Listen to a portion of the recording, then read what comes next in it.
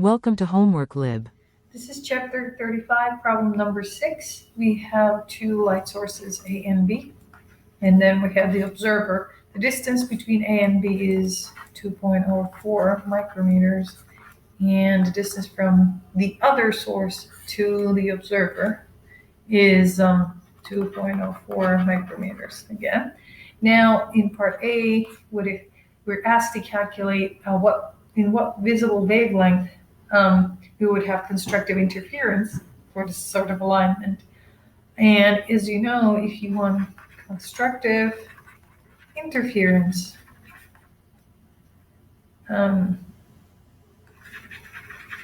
the difference in path difference has to be equal to m times an integer times lambda.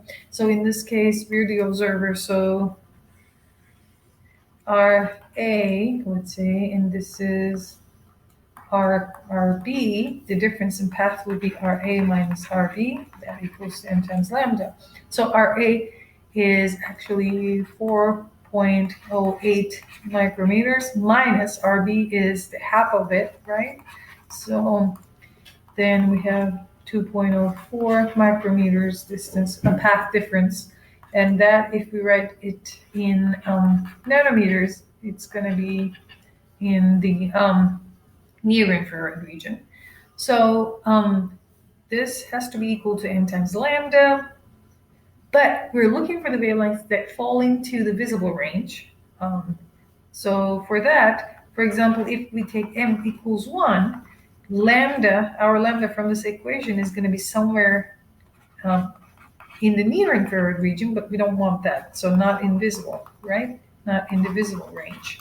We want the emission in the visible range. So then if you do m equals 2, you're still going to see that it's 10-20 nanometers still in the near infrared. So if we go to m equals 3, though, what we have is 3 times lambda equals 2040 nanometers. So then from lambda, here is going to be 680 nanometers, which is in the visible range, right?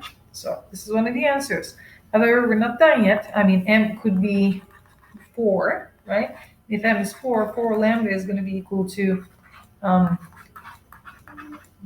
the 2040 nanometers we found. Then from here, lambda would be equal to 510 nanometers.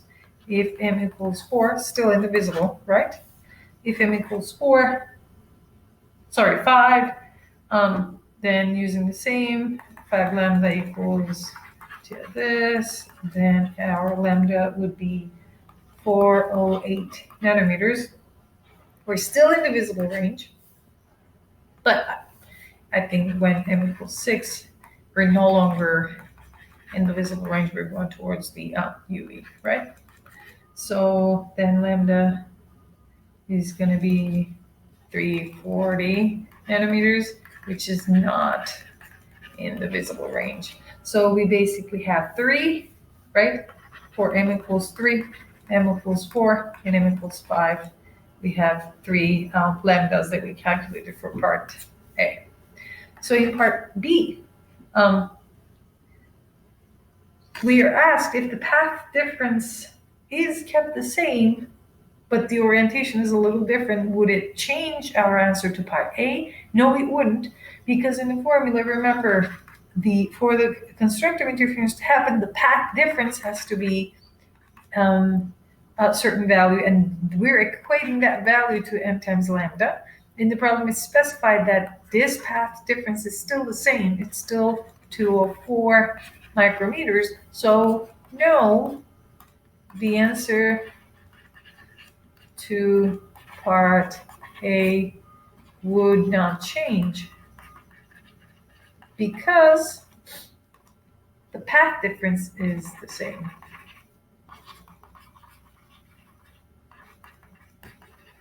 All right. And now part C, we're basically asked the same question as part A, but this time we are looking for the destructive interference to happen. So for the destructive interference to happen, the path difference that we calculated as RA minus RB 2040 nanometers. That has to be equal to m plus 1/2 lambda, right? But still, we want to find the wavelengths that fall into the visible range. We're not interested in the others. So if you take m, for example, equals to be 0, we're finding lambda like really into the IR, right? It's not interested in this. So if you go all the way up to m equals 3, it's when you get 3 plus 1/2 equals to 2040 nanometers. Oh, sorry, times lambda. Of course, we're solving for lambda. Lambda then falls in the visible range. It's 583 nanometers. So yes, this is one of the answers. So m equals 4. It's going to be 4 plus 1/2 lambda, 2040 nanometers. Then from here, our lambda is going to be 453 nanometers, still in the visible range. M equals 5. 5 plus 1/2 lambda, 2040 nanometers. Then lambda here, if you do this, is going to be 371 nanometers, not indivisible. So we have m equals 3 and m equals 4. That corresponds to these two wavelengths as a final answer.